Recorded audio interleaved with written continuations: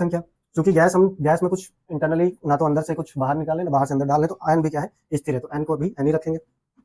Are, are तो नियतांक है ही, आर तो कभी बदलता भी नहीं, तो आर ही रहेगा। टी टेम्परेचर, पहले टेम्परेचर T1 रहा होगा, तो उसकी वजह से T1 रहा है। दोबारा देखो, अब हम क्या कर रहे हैं, प्रेशर को, दूसरा प्रेशर जब चेंज हो रहा है, ठीक है, उसने बोला ना दाब दोगुना होगा, तो दोगुना दाब होने पर हम मान लेते हैं कि P2 हो गया। आयतन अभी भी सेम है, ठीक है, और एन अभी भी सेम है, आर अभी भी सेम है, और टेम्परेचर भी बढ़ करके कितना हो गया, T2 हो गया। ये सब हमने मान लिया, अभी कोई वैल्यू वगैरह नहीं पुट करी। तो देखो, जब भी कंपैरिजन करना होता है तो हम क्या करते हैं, पहले भी हम बात करें कि कंपैरिजन करने के लिए चुपचाप रेशियो निकालना होता है, और रेशियो के लिए हम क्या करते हैं, भाग दे देते हैं। तो एक को दो से भाग दे दो, तो पहले वाले को दूसरे से अगर भाग दोगे, मैं यहाँ शॉर्ट में केवल ऐसे सिंबल बना दे रहा हूँ कि भाग ही देना है, ठीक है।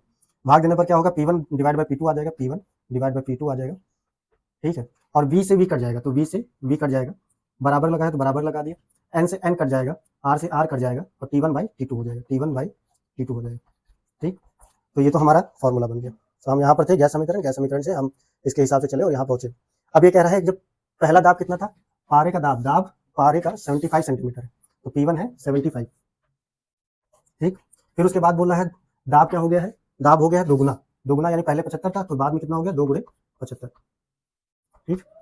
पहले इसने ताप कितना बोला हुआ है, 27 डिग्री सेल्सियस बोला हुआ है, और हमने क्या पढ़ा है कि ये केल्विन में होना चाहिए। तो देखो, सेल्सियस से केल्विन में बदलने के लिए 273 को क्या करते हैं, ऐड करते हैं, 227 इज इक्वल टू कितना, 300 केल्विन आ जाएगा, यानी ये कितना है, 300 केल्विन। तो यहाँ इसकी जगह पर रखेंगे 300, ठीक।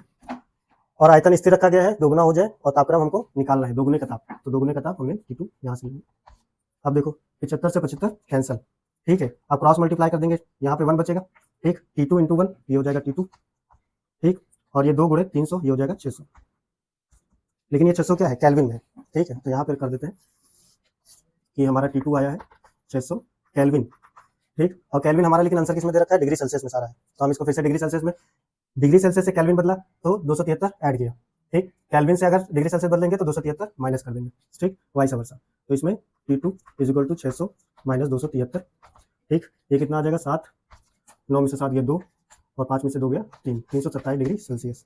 तो ये आंसर नंबर हमारा डी करेक्ट है, ठीक। तो इसके लिए गैस समीकरण याद रखना, जब भी गैस का कोई भी क्वेश्चन आएगा तो गैस समीकरण याद होना मस्ट है। गैस समीकरण नहीं याद रहा, ठीक है, गैस समीकरण पढ़ने से पहले, गैस समीकरण पढ़ने से पहले चार्ल्स लॉ, बॉयल्स लॉ वगैरह भी पढ़ते हैं हम लोग, लेकिन अगर ये याद है तो वो भी आराम से हो जाता है, ये याद नहीं तो वो भी उस, हालांकि बना वो, ये समीकरण बना पहले नहीं, पहले तो वही बॉयल्स लॉ, चार्ल्स लॉ ही बना, फिर लास्ट में आकर के समीकरण बना, लेकिन समझने वाले समझ जाते हैं कि हाँ नहीं, इसको याद कर लिया मतलब लगभग हमारा गैस समीकरण के जितने भी गैस समीकरण कहाँ से बना, कैसे बना, सब रिलेट हो जाता है। तो इसको मत भूलना, फिलहाल बेसिक बात ये है कि इसको नहीं भूलना। और इसमें टेम्परेचर जो है केल्विन में है, डिग्री सेल्सियस में लेकर करोगे गलत हो जाएगा, भले ही आ रहा हो।